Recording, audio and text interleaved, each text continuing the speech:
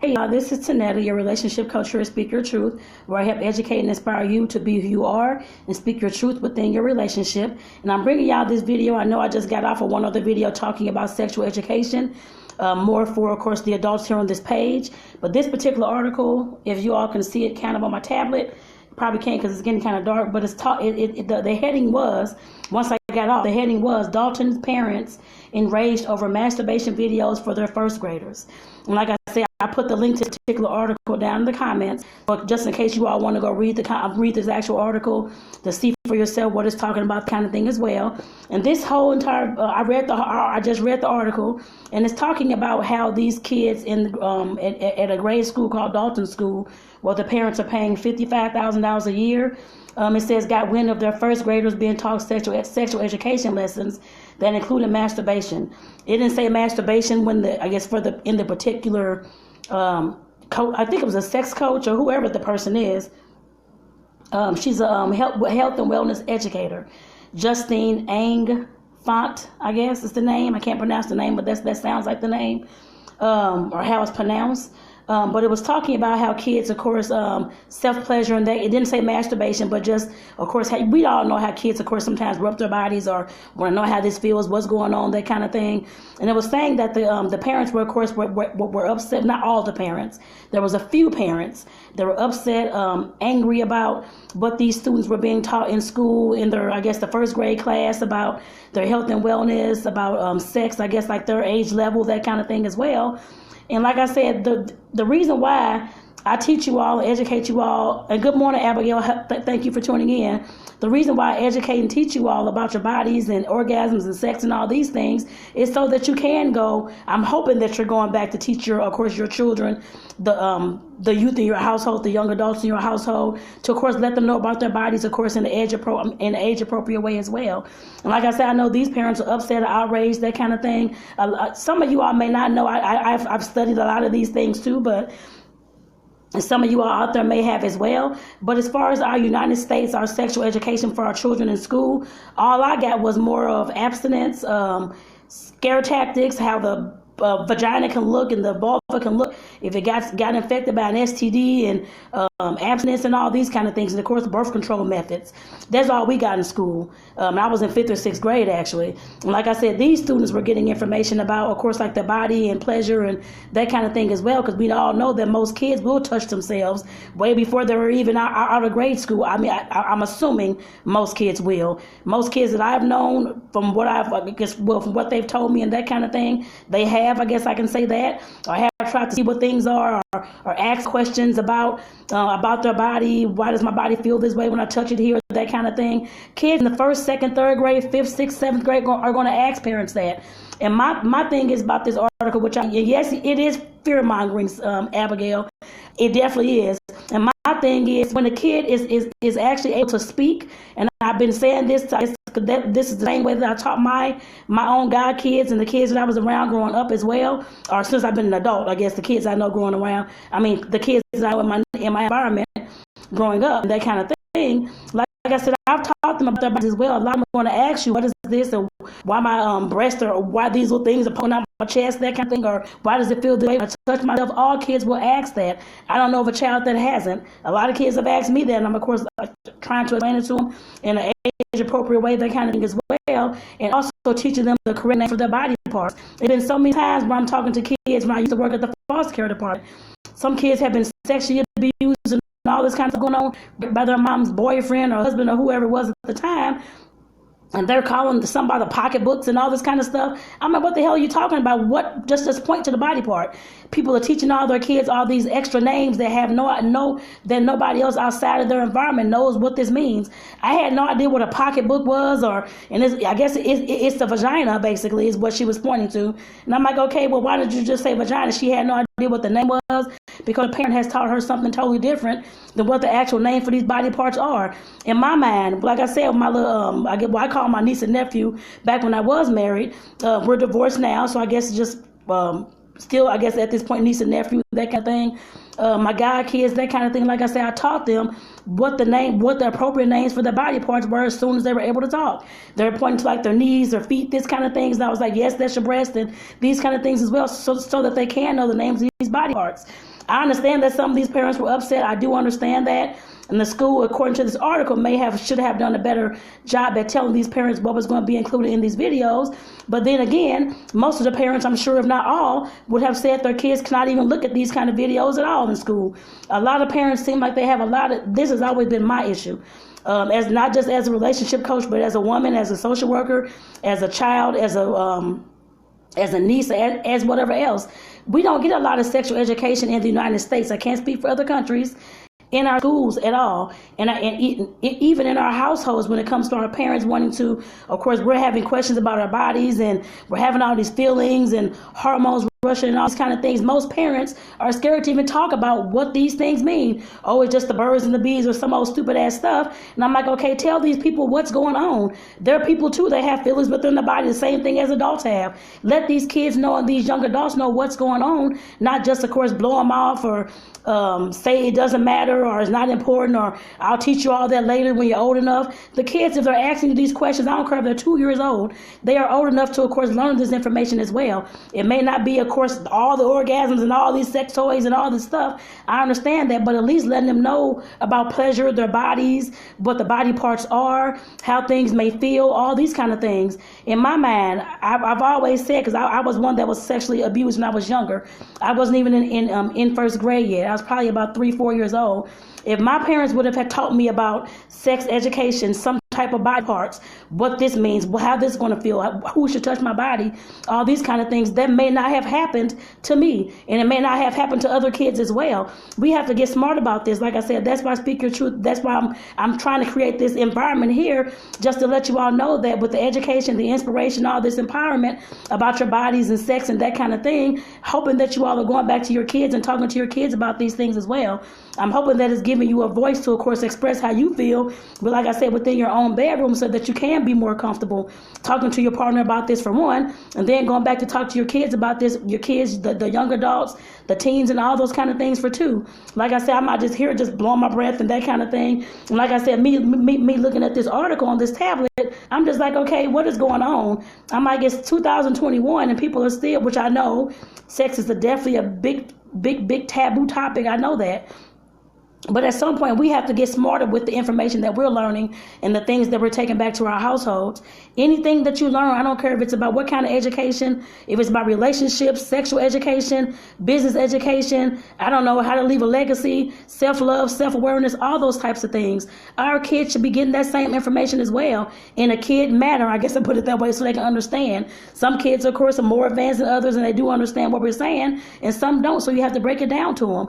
Like I said, there's no reason why, in my mind, that we should not be talking to our kids about sexual education and about their bodies way before they even start first grade, kindergarten, first grade. Like I said, I didn't get much of anything. That was all I got in 5th or 6th grade, just talking about abstinence, scaring you half to damn death, with talking about, I guess, like the STDs, how to look, but birth control. That was all I got. There was nothing in there talking about how my body feels, self-pleasure, hormones, anything. It was all about just abstinence, no sex, and all these kind of things. Just the body parts, which by that time, I mean, I was 5th and 6th grade. I kind of knew what my body parts were. I saw them in books or wherever the case may have been in other places. So I'm like, okay, and most kids do.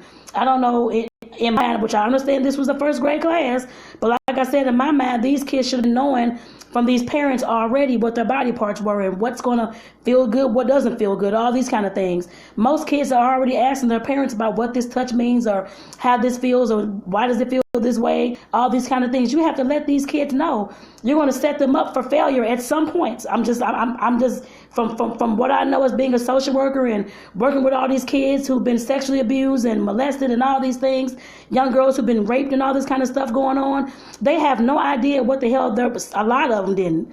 I don't know if it's because of the socioeconomic background, because they're from the inner city or poorer neighborhoods, which I doubt that's probably the issue.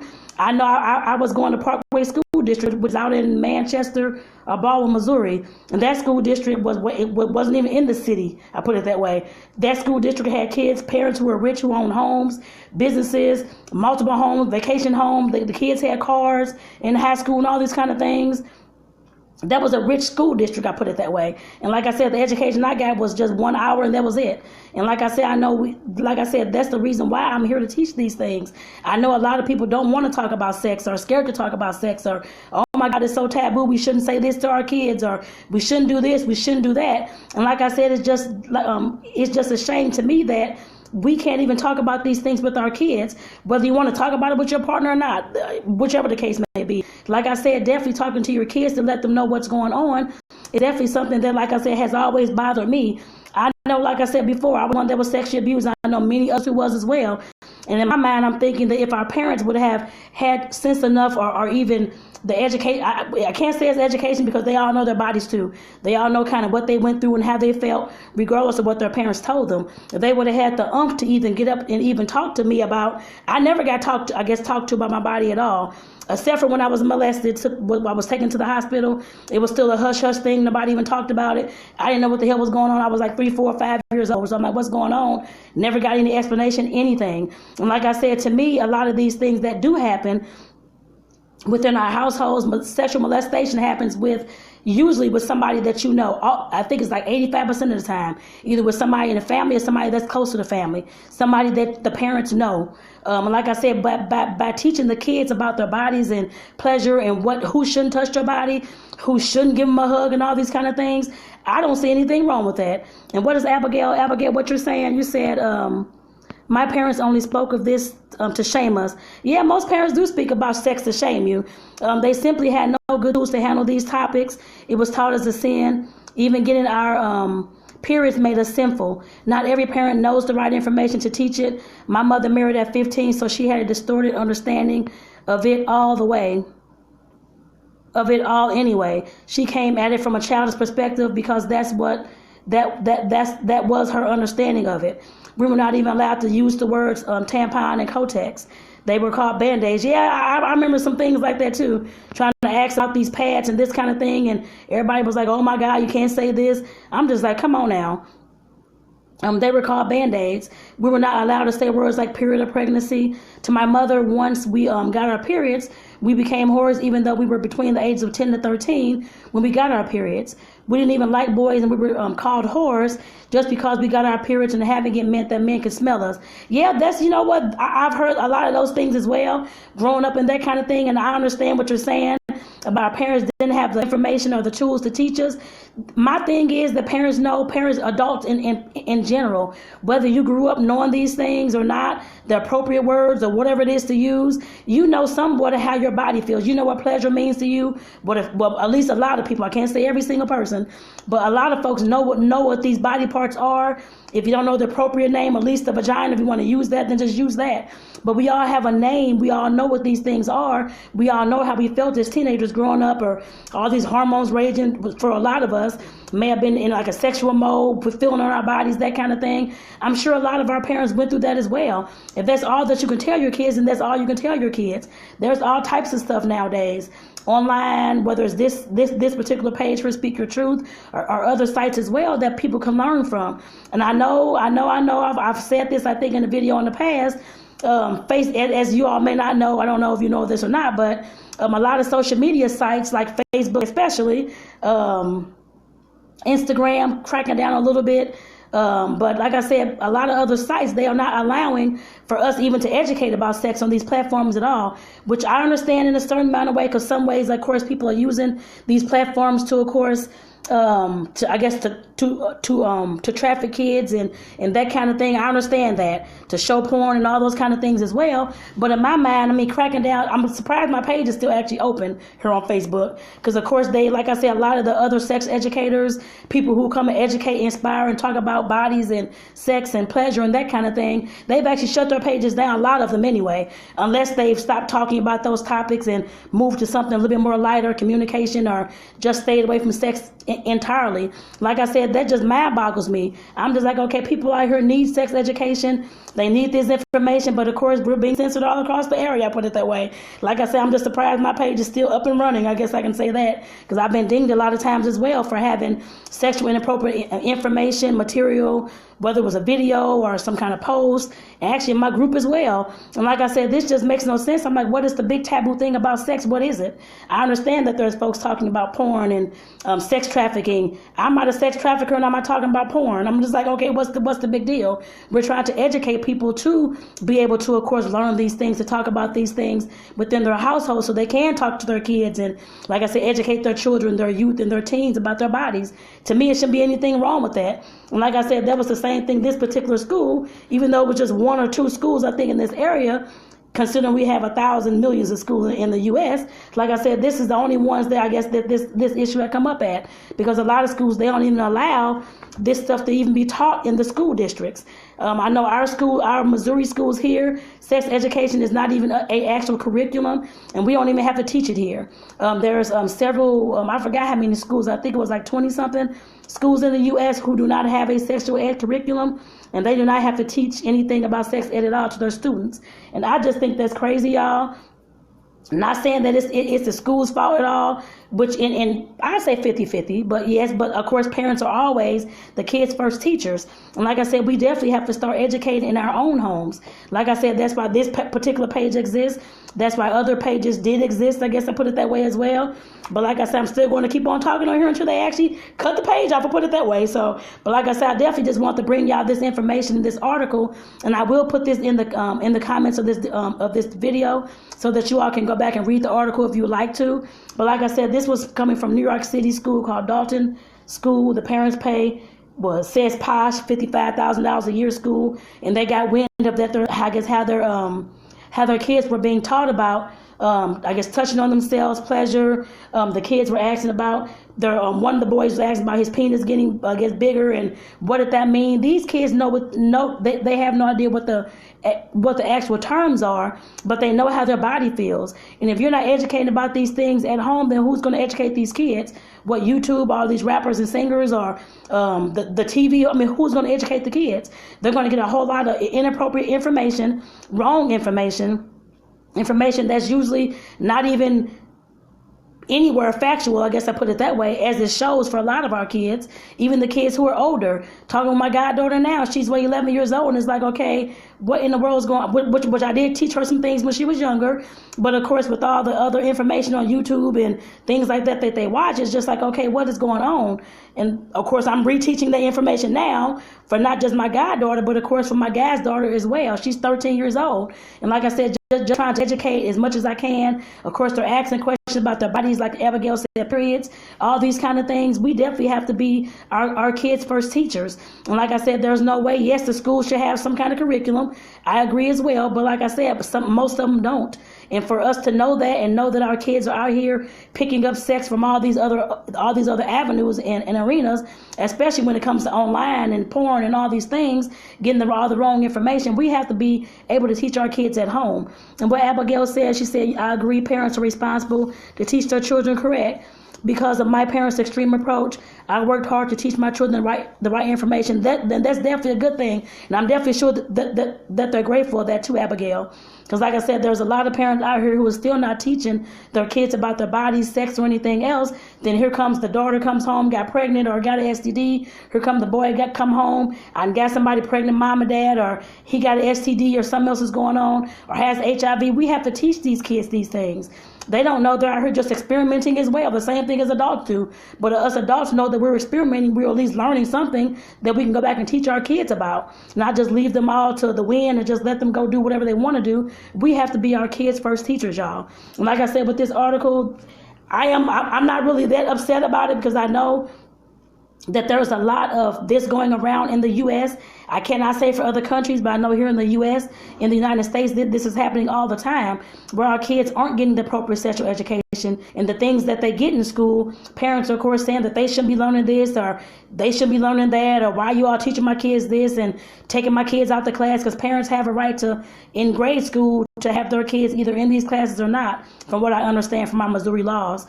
Our schools may not, of course, implement that particular thing, but parents can choose whether they want their kids to be in the classroom for that 1 hour, for their whole lives, the kids learning about sex, and that doesn't even teach you much of anything. But like I said, parents do have that particular right to say yes or no to that. Like I said, this is definitely, this is, at least to me, it's always gotten on my nerve, but like I said, this is just insane to me. Like I said, at some points, we have to start teaching these things to our kids.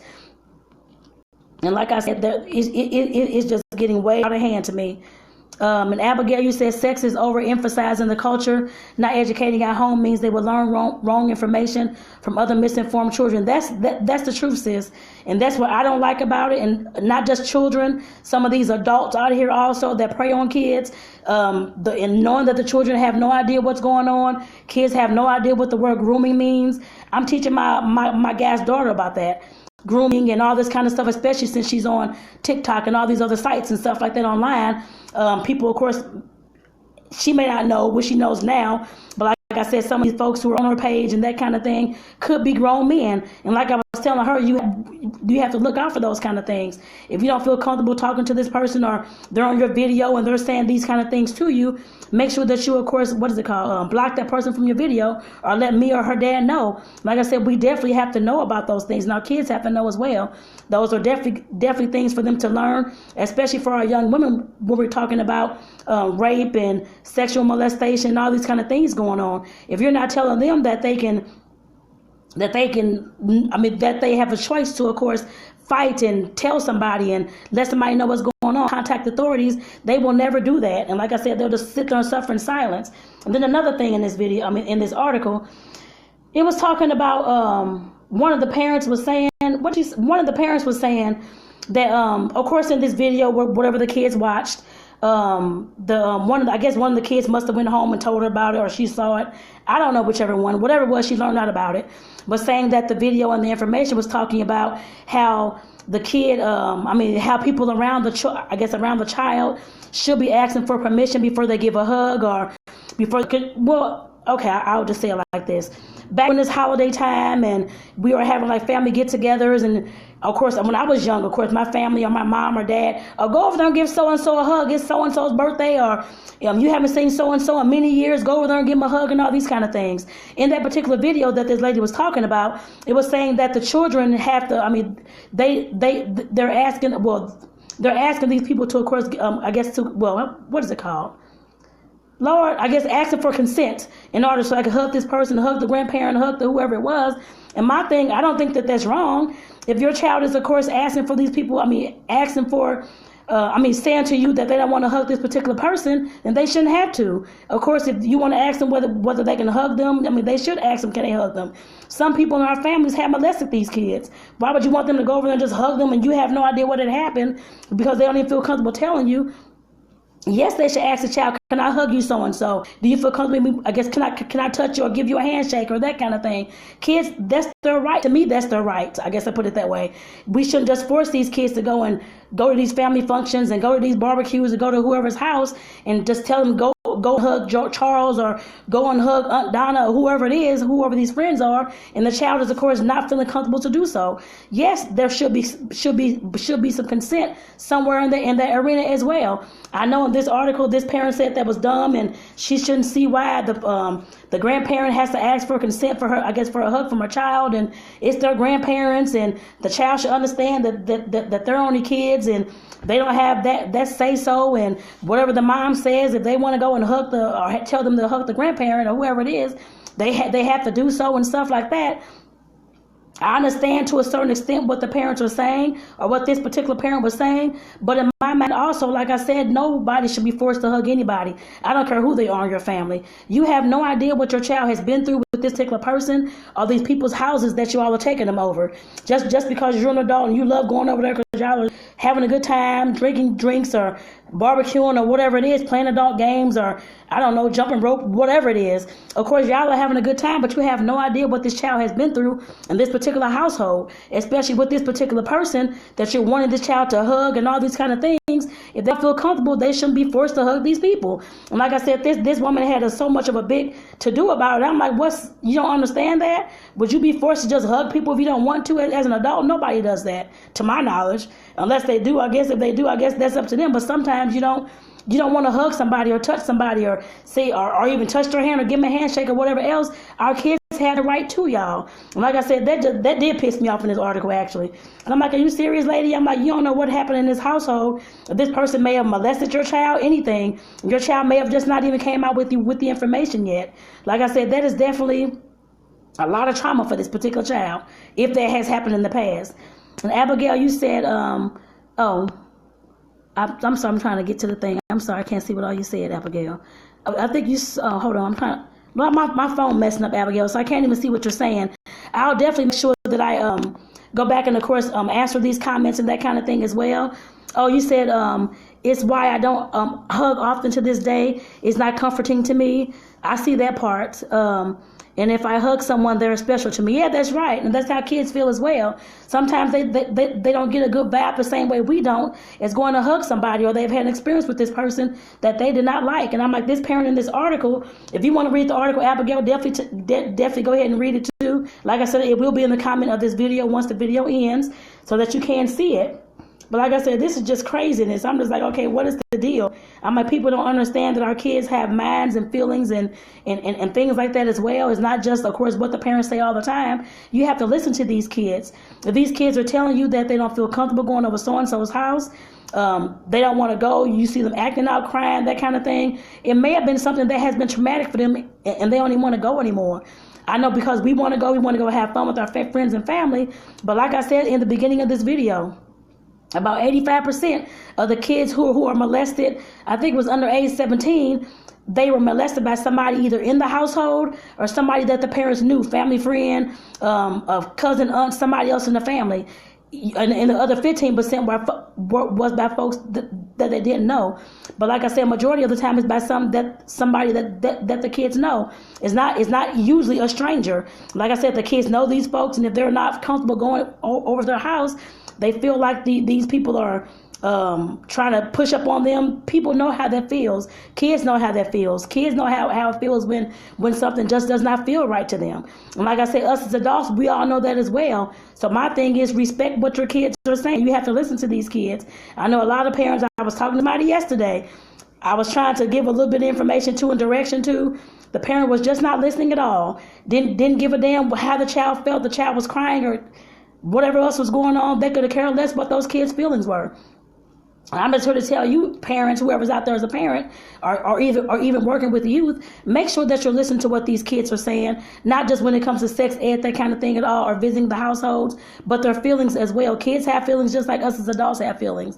And of course, their feelings should be heard and not just blown off and not cared about, that kind of thing as well. Like I said, we definitely have to learn how to listen to our children, regardless as to if you think they're getting an attitude or not, or angry at you or angry at whoever it's at. You have to listen to them. I know we had this conversation in our household a few weeks ago. We have to listen to the young adults as well. They have feelings and they have the ways that they also view the world. And you said by age 5, kids are just starting to figure this out. That's true, sis. They are. And like I said, it's definitely something that us parents have to realize, and us folks who are taking care of kids or have our own kids or around youth, working with the youth, we have to realize that yes, like just like Abigail said, by age 5, they're just now starting to figure out what doesn't feel right to them, who they don't want to be around, who they don't want to hug either. So like I said, with that, I'm going to go ahead and get off this video. So I can talk about this all day long. But again, I'll put this article in the comments of this video so that y'all who want to check it out can go ahead and check it out and read about it. And of course, comment down below what your thoughts are. What your thoughts are about this article that you read, and what kind of things would you like to see inside the educational system? I guess I put it that way. But like I said, thank you all again for tuning in, Abigail and Christina. I hope you all are doing well. Again, Tonetta, your relationship coach at Speak Your Truth, where I help educate and inspire you to speak your truth and be who you are within your relationships. I want to say thank you all again for tuning in, because I know this is a sensitive topic for a lot of parents and caretakers to listen to and to hear, and triggering for some as well, I'm sure. But like I said, definitely thank you all for tuning in, and I hope that you all, something sparked in your head about whether it's about this article, about teaching our kids about our bodies, or about teaching the kids about hugging people, that kind of thing. Something sparked in your brain today so that you can take it back to your households to, of course, talk to your kids about and hear what they got to say about it as well. So with that, I want to say thank you all again. Everybody have a great day. And for those who catch the replay, definitely enjoy, y'all. Take care. Bye-bye.